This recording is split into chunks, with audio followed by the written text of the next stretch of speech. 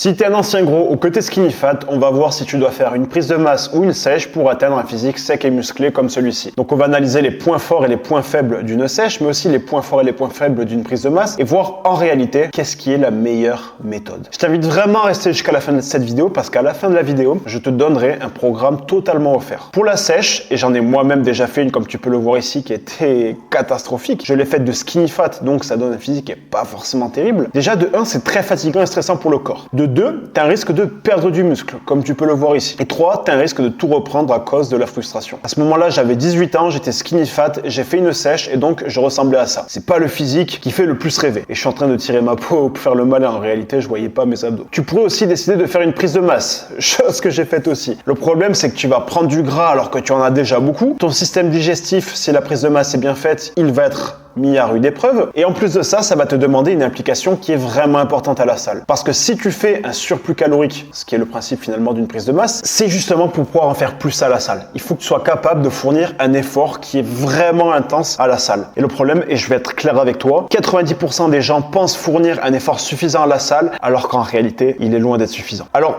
si la sèche pose problème et que la prise de masse pose problème, c'est qu'il y a une autre méthode. Et cette méthode, c'est ce que l'on appelle la recomposition corporelle. La recomposition corporelle repose sur 3 piliers. Le premier pilier, c'est la dépense énergétique journalière. Si tu veux réussir ta recomposition corporelle et avoir un physique comme celui-ci, il va falloir y passer. Alors attention, c'est pas aussi difficile que ça, bien au contraire, c'est très facile et on va en parler là. Juste avant que je te présente la dépense énergétique journalière, je veux que tu saches que si tu souhaites savoir quel est ton type d'entraînement et quel est ton type d'alimentation, je t'invite à réserver un appel avec moi en cliquant sur le lien dans la description. Quel est l'intérêt d'augmenter sa dépense énergétique journalière? Si tu veux un physique sec et musclé, il va falloir que tu baisses tes calories. Cependant, manger 1500 calories et manger 2500 calories, ce n'est pas du tout la même chose. Et avec une dépense énergétique journalière plus élevée, tu vas pouvoir manger plus de calories en ayant le même résultat, moins de frustration, en évitant les troubles du comportement alimentaire et tu vas pouvoir te faire plaisir avec des burgers, des pizzas, des pâtes en sauce, etc., etc. Deuxième bénéfice, c'est que ça va te permettre de mieux digérer tes aliments, donc mieux les assimiler derrière. Troisième bénéfice, augmenter ta dépense énergétique va t'aider à mieux récupérer. Et quatrième bénéfice, tu vas avoir un gain d'énergie. J'aime bien cette phrase, tu manques d'énergie parce que tu ne bouges pas assez, pas parce que tu as besoin de repos. Comment est-ce qu'on augmente sa dépense énergétique? Tu as plusieurs façons. Tu as la marche à pied, ce que je pratique moi-même. Ça te demande peu d'efforts. Certes, ça demande d'investir un peu plus de temps vu que c'est un peu moins énergivore. Et en fonction de là où tu habites, tu peux ne pas prendre de plaisir. Donc tu pourrais faire de la course à pied. Ça demande plus d'efforts, c'est plus intense, mais le rendement est bien supérieur. Au lieu de faire 1 heure, 1 heure et demie de marche à pied étalée dans la journée, tu peux par exemple faire une demi-heure de course à pied par jour. Le problème, c'est que ça demande d'avoir un certain niveau. On ne peut pas courir tout de suite une demi-heure tous les jours. Il faut y aller progressivement. Et ce qui est intéressant et ce que j'aime beaucoup avec la course à pied, c'est pour ça que moi-même je la pratique, c'est que plus tu vas être bon en course à pied, plus tu vas avoir de l'endurance, plus tu vas être capable d'avoir une grosse dépense énergétique journalière sur un court laps de temps. Évidemment, tu peux faire un sport qui est annexe à la musculation pour avoir un physique athlétique. L'idée de faire un sport annexe, c'est juste d'augmenter ta dépense énergétique journalière. Ça peut être du foot, du basket, du rugby. Ça va non seulement bien plus te motiver que de faire de la course à pied ou de la marche à pied, mais en contrepartie, ça va te demander plus de temps parce qu'il faut être présent à tous les entraînements et ça va te demander aussi de l'argent parce qu'il faut payer une licence en plus de la salle de sport. Maintenant, il faut que tu comprennes que ça demande pas tant de temps que ça de faire de la dépense énergétique. Les gens qui disent ouais mais moi j'ai pas le temps, non, c'est pas que t'as pas le temps, c'est que t'es pas organisé. Je connais des pères de famille qui arrivent alors qu'ils ont un travail de fou, ils travaillent pour toute la famille, ils arrivent quand même à trouver du temps parce qu'ils sont organisés. Et je vais te donner quelques tips pour pouvoir t'organiser. Le premier, je l'ai pas noté, mais c'est déjà bien sûr d'être de bonne foi. Sois de bonne foi avec toi-même. Dis-toi, ok, je n'ai peut-être pas le temps, mais parce que je préfère faire des choses qui ne sont pas bonnes pour moi, mais que je préfère faire, comme me mettre devant la télé en mangeant des chips. Ça te prend du temps et c'est pas bon pour toi. Donc, première chose déjà, faut comprendre que tu peux cumuler les outils. La marche à pied, la course à pied, les sports annexes ou bien d'autres outils. Tu peux en faire plusieurs. Personnellement, je fais énormément de marche à pied, je fais aussi de la course à pied et avant, je faisais du rugby, donc je cumulais les trois pendant un moment. Deuxième tips, si tu as une pause entre midi et 2 au travail, va marcher, fais un tour, va faire une petite balade, va marcher 15, 20, 30 minutes. Si tu as une supérette à 15 minutes, vas-y à pied. Ça te fait 30 minutes de marche aller-retour, mine de rien. Tous tes déplacements, fais-les à pied et à vélo. Maximise le nombre de déplacements. Par exemple, et ça revient au conseil d'après, si tu vas faire tes courses, fais-les de manière quotidienne. En plus, tu vas gagner de l'argent. Le retour, il va être lesté, donc tu vas gagner encore plus de dépense énergétique, c'est de la dépense énergétique trop facile, tu vois. Si tu fais tes courses tous les jours juste pour le lendemain, tu vas acheter que ce dont tu as besoin, donc tu vas économiser de l'argent. S'il y a des jours où tu n'as pas le temps, vraiment en étant de bonne foi, tu n'as pas le temps, va la faire comme tu le faisais d'habitude, peut-être en bus ou en voiture, mais va faire un maximum tes courses à pied ou à vélo. Et pendant tes temps de repos en muscu, tu peux soit marcher un petit peu autour de ton exercice ou trottiner sur place ou voilà.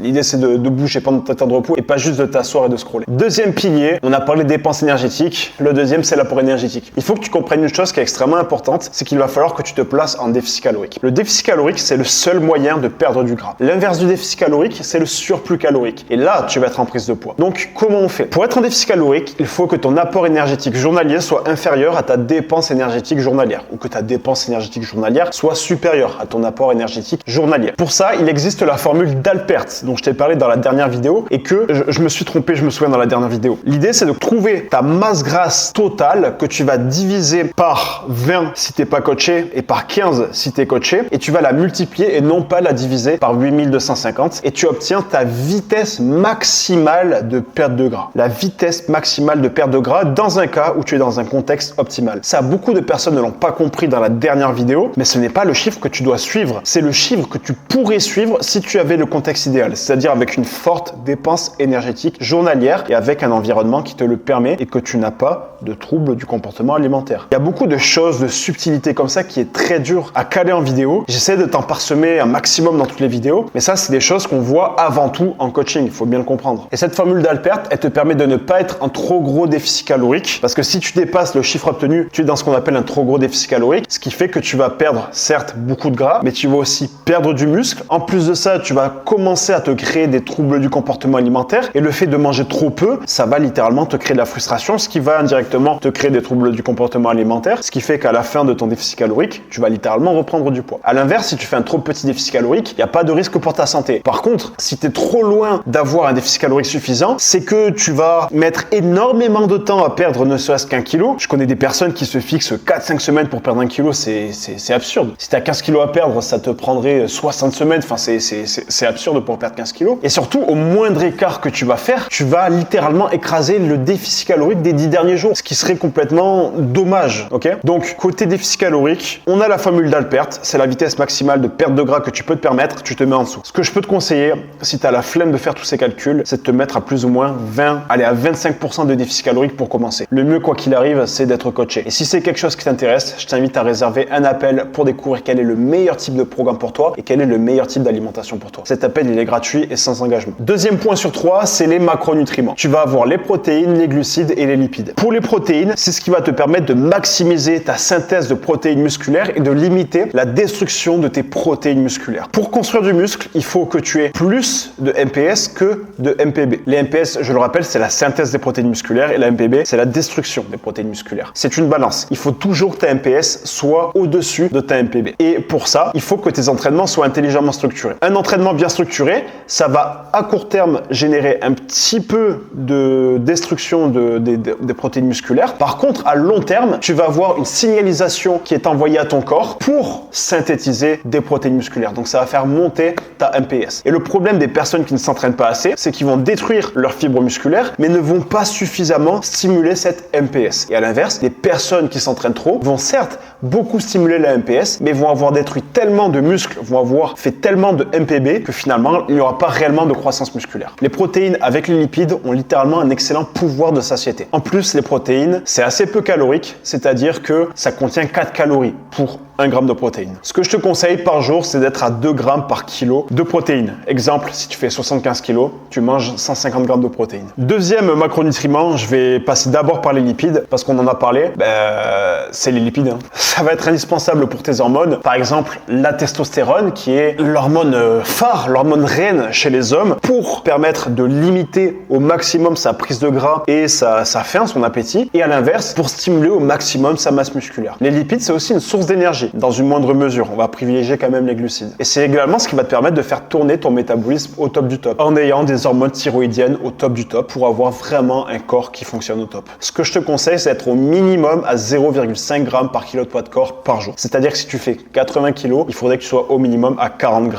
par jour. L'idée, c'est d'avoir vraiment des lipides de qualité et ce tous les jours. Il y a 3 types de lipides. Tu vas avoir les lipides de type animal terrestre, les types animal marin et les types végétaux. Je te conseille tous les jours d'avoir plus ou moins de ces trois-là. Et troisième source de macronutriments, c'est les glucides. Les glucides, c'est une excellente source d'énergie. C'est ton meilleur allié pour toi parce que c'est ce qui va te permettre de performer à l'entraînement, donc d'aller chercher ton physique idéal. Évite de trop les baisser. Je te conseille également de les avoir assez hautes parce que la leptine, qui est l'hormone de la satiété, réagit très bien aux glucides. Je te conseille d'être à minimum 120 g de glucides par jour, voire 150 si tu es un plus gros gabarit. Et on passe au dernier pilier avant que je te donne mon programme d'entraînement. C'est la tension mécanique. La tension mécanique, elle est générée par le programme que je vais te donner juste après, ou par n'importe quel autre programme bien conçu. Il faut que tu comprennes que tu vas devoir travailler l'ensemble de tes muscles à chaque programme, que ce soit les pecs, le dos, les bras, les épaules, les ischio-jambiers, les quadriceps, les abdos, les mollets, les avant-bras, les adducteurs, les fessiers, tout doit être travaillé. Il existe plusieurs formats. Ce format, tu vas devoir le choisir en fonction de l'organisation hebdomadaire que tu as. L'idée, c'est de privilégier l'adhérence avant tout. Tu dois coller à ton programme et ça doit coller pour ça à ton emploi du temps. On va y revenir plus tard. Du coup, est-ce que tu dois faire un PPL? Est-ce que tu dois faire un full body? Est-ce que tu dois faire un half body? Est-ce que tu dois faire un split? La réponse, c'est que t'es pas obligé de choisir une de ces 4 étiquettes. Tu peux très bien mélanger plusieurs de ces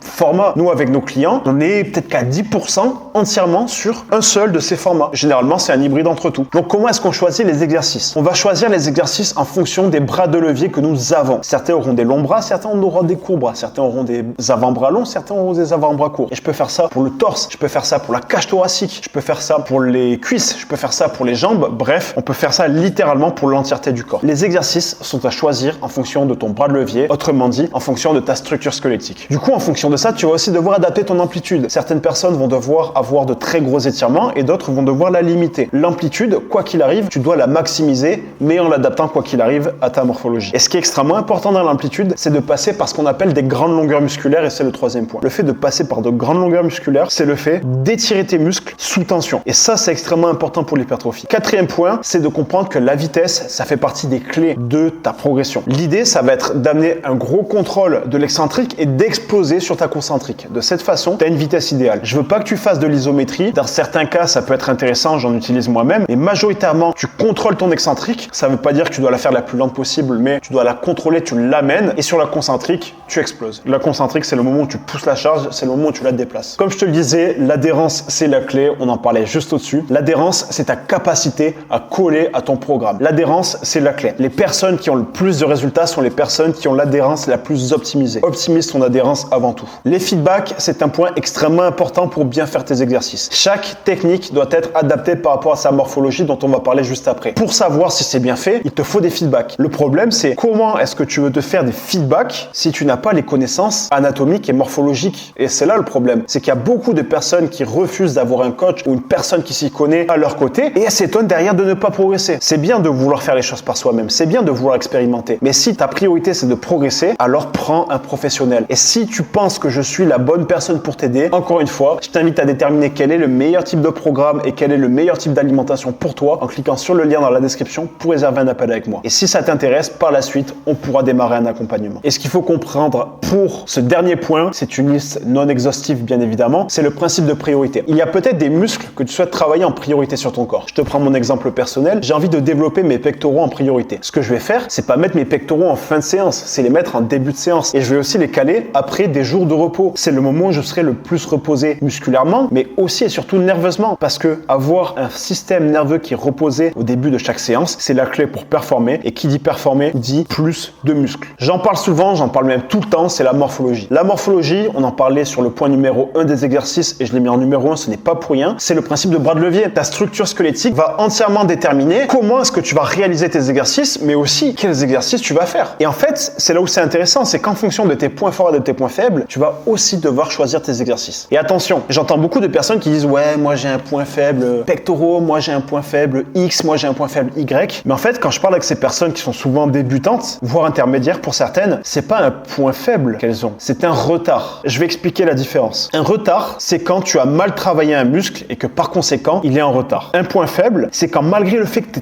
tout optimisé, morphologiquement, t'es pas fait pour développer ce muscle. Et là, c'est un vrai point faible. Ça veut pas dire que tu n'auras jamais ce muscle qui est développé, mais ça veut dire que tu vas devoir fournir encore plus d'efforts que pour les autres muscles. Par exemple, quelqu'un qui a une cage plate avec des pectoraux qui sont très courts et très hauts sur le torse va avoir énormément de mal à les développer. Ça, c'est un point faible. À l'inverse, j'entends des personnes qui me disent « Ouais, moi, ma technique, elle est optimisée. Moi, je fais tout bien et pourtant, mes pectoraux se développent pas. » Mais en fait, je les vois développer comme ça, les coudes complètement ouverts à 90 degrés, avec des haltères qui ne maîtrisent même pas et une amplitude qui est à revoir. C'est pas un point faible, c'est un retard. Je pourrais en faire une vidéo à part entière, dis-moi si ça t'intéresse. Et dernier point de morphologie, encore une fois, c'est une liste non exhaustive, c'est la relation tension-longueur. Ce qu'il faut que tu comprennes, c'est qu'un muscle, il sera au maximum de sa capacité de génération de force entre sa plus longue longueur musculaire et sa plus courte longueur musculaire. Ça va dépendre de chaque muscle et ça va dépendre de chaque individu. Plus ou moins, un muscle à longueur moyenne, c'est là où il est capable de générer un maximum de force. Et c'est là où c'est intéressant, c'est que tu peux choisir tes exercices en fonction de ta morphologie, donc en fonction de la courbe de force de chacun de tes muscles et la mettre en corrélation avec la courbe de résistance de tes exercices que tu vas choisir. Ça paraît compliqué et je vais pas rentrer là-dedans parce que, encore une fois, je pourrais en faire une vidéo à part entière. Donc dis-moi en commentaire si ça t'intéresse. Je vais pas détailler tout ça ici, mais je te pose ça là pour que tu puisses faire de plus amples recherches de ton côté sur la relation tension-longueur et la relation entre la courbe de force de ton muscle et la courbe de résistance d'un exercice. C'est quelque chose d'ailleurs que l'on fait en coaching, bien évidemment. Et dernier point, c'est le volume et l'intensité. Idem, je pourrais en faire une vidéo entière. J'en ai d'ailleurs fait un podcast complet avec Raphaël. Je t'invite à aller le voir. Il est disponible et sur Spotify et sur ma chaîne. C'est le complexe volume-intensité. Il y a des gens un peu plus avancés qui connaissent ces principes-là et qui vont se battre pour dire le volume d'entraînement, c'est le plus important. Oh non, l'intensité, c'est le plus important. Oh non, c'est le volume le plus important. Oh non. Le débat n'a pas lieu d'être. Il te faut savoir faire dans l'ordre des séries intenses. C'est la priorité. Apprends à faire des séries de qualité. J'ai même envie de dire, la priorité, c'est de choisir un bon exercice. On l'a vu juste avant. Une fois que tu as choisi le bon exercice avec la bonne technique, il faut être capable de fournir un bon effort dessus. Une fois que tu as la bonne technique, la bonne amplitude, etc., etc. Fournir un effort suffisant pour envoyer un signal à ton corps de construire du muscle. Par exemple, si tu veux prendre des fesses, il va falloir que tu te la donnes assez durant chacune de tes séries parce que sinon tu auras beau faire tes exercices, ça sert à rien. Faire l'exercice ne suffit pas. Il faut bien faire l'exercice, le faire de façon intense. Et une fois que tu as la bonne technique au sens général, que tu es capable de fournir un effort assez intense, proche de l'échec musculaire, eh bien il va falloir multiplier ces séries intenses. Parce que plus tu vas en faire en respectant tes capacités de récupération, plus tu vas faire du coup de séries intenses, plus tu vas prendre du muscle. Et c'est là où c'est intéressant, c'est que les deux travaillent ensemble. C'est faire de l'intensité, mais plusieurs fois. Plusieurs fois égale volume. Donc on va passer à la présentation du programme maintenant qu'on a vu les 3 points de la recomposition corporelle. Premier jour, numéro 1, je te le mets à l'écran, je t'invite à regarder ça